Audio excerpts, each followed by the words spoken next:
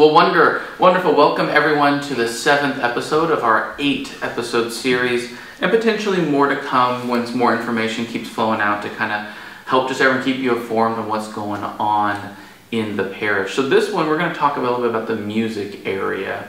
Now, I think we've at least touched on each of these areas in one of the other videos, but we thought it'd be good to kind of give everyone the full picture of what we're doing with the music, how we're going to be reworking some of those spaces to provide the music ministry a really great place to glorify God. So let's first, last one we talked about the gathering space, and we kind of one of the benefits of that, one of the unseen benefits perhaps, is it's going to stabilize that choir loft, and it's going to allow us to expand it so we can get more musicians up there, more instrumental musicians, and more singers potentially. And so that was that's a really great thing. And so we kind of highlighted that at the end of the last one. But we're going to talk about access, because I think this is really important. When we first got here, and Father Eugene remembers this well, there was a cry, a want for an elevator to take people upstairs. We couldn't do that, right? Right. You remember these conversations well. Absolutely. We talked and we studied.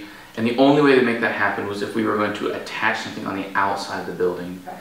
And we just, in our good conscience, said, we can't do that to this building. Yeah, there just wasn't enough room on the inside to reconfigure everything.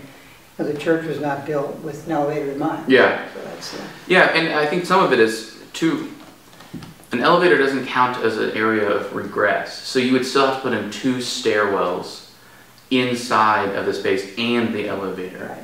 And we would not have any space in back. We wouldn't have restrooms, you know. Right. And so we were kind of bummed that we couldn't kind of fulfill that, but we made I think a good decision with those wonderful stairs that are able to be hidden within the walls of the gathering space. So we want to be clear and just say, like, hey, that's not in there. Right. But we have some really great stairs going in that is really a help. Now, I don't have any great pictures of this stuff, but we're going to talk about a little bit of the lighting, because we talked about this. Again, this is a kind of a summary. Right.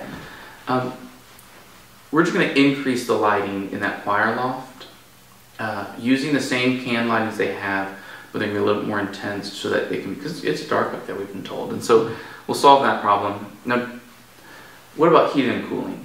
It's hot up there. Right. Do you know the plan for that? Do you have an idea of what they're going to do? There will be more circulation up there. Yeah. Yes. From the pictures we were showed, and I don't have a good one of this, mainly because this is pretty, I think this was in one meeting we talked about this.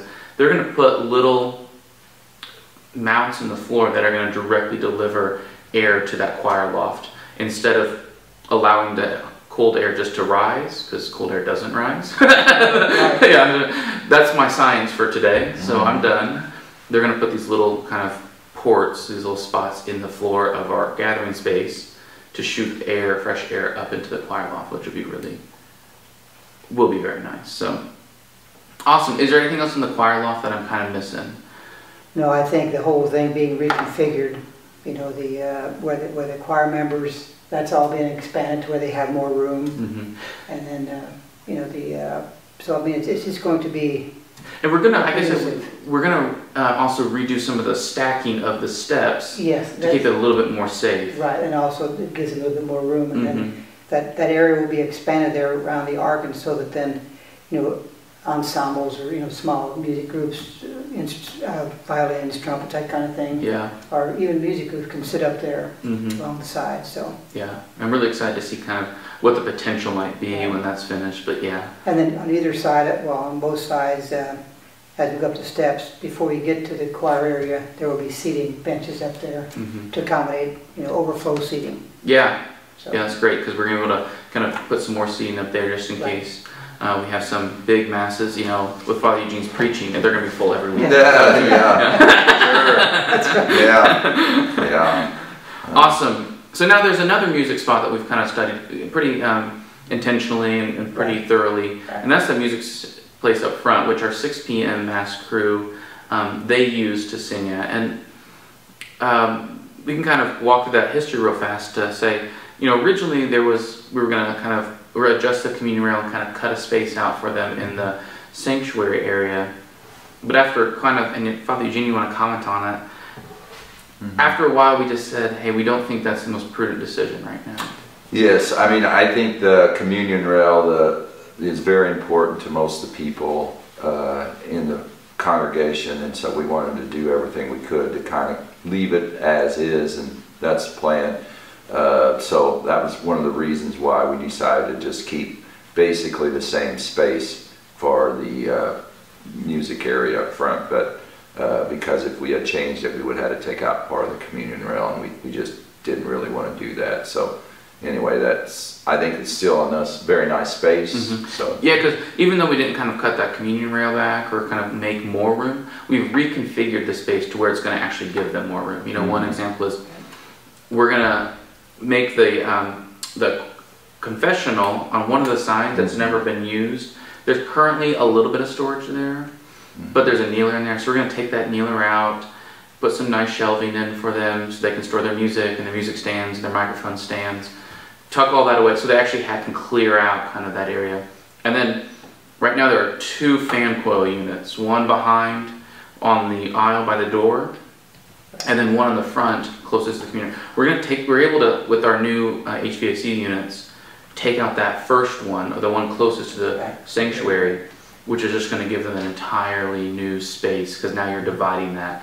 So really kind of looking at it and saying, we were able to fit about 10 people plus the piano there, which we thought was more than enough, you know, very sufficient for kind of what's currently there and what we potentially see as the growth that could happen. And the Liturgy Group too, you know, the folks that we met with them, and they basically affirmed that, because, you know, all these things have been verified with the different areas. Sure. Yeah, we talked to them, and I think they were kind of relieved in some ways. I think they were somewhat fans of keeping the communion rail around as well. So yeah, so I know we had studied it a lot, and it was really a great discussion. It's always, you know, we talk about a lot of these options, and just have to at some point kind of make that prudent decision. I think this was going to be that prudent decision that's going to pay dividends going forward. Yeah, and we hope for more space here as well, but, you know, again, just the logistical things and moving things around, just, you know, we maximize the space basically. Yeah, no, that's key, because we can't like rip out half the building and like move it backwards. You know, we can't. It's a finite amount of square footage,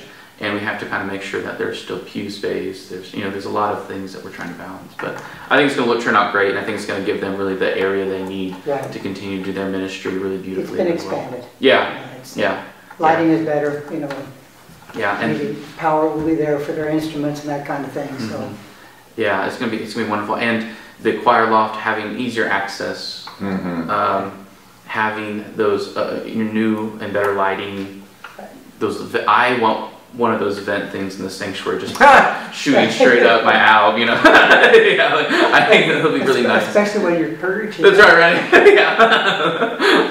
So I think having better airflow, better sound, expanded choir loft, better steps that are safer.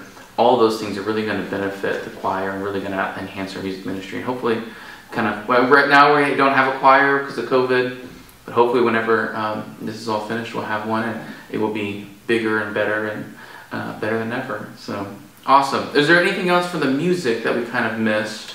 I didn't see anything. I don't. I think you're pretty well covered. I mean, this is an area probably of all the areas that we spend a huge amount of time on. So yeah, and that's why, you know, in some ways that's why we had to bring it up each kind of video, because we talked about it in the lighting, we talked about it in the sound, we talked about it in the communion rails. You know, we each kind of step along the way. This was integral to our conversation. So yeah, well, fantastic. Well, next week will be the very last episode, and so it will be pretty long. There's a lot to cover. We're going to talk about the things that maybe aren't in the plan right now. Maybe some things you've seen in some of the plans that we've taken out, some things that were never in the plan that maybe would be nice on a wish list. Just things that basically we're going to try to answer all the rumors that are out there floating around that says, well, I heard they're doing this. And we'll say, well, no, they're not doing that. Well, I heard they're doing that. And we can say, yeah, we're doing that. You know, that's what this whole goal was. And so hopefully it'll clarify to everyone kind of what's actually in the plan, but what's really not in the plan. So yeah, I promise you we're not getting robot priests. So, you know, I think that's been out there. I don't know. We've seen well. That's right. I've seen well. Yeah. Andrew Bocelli of robots. Yeah. Awesome. Well, good. Well, we'll see you next week, okay?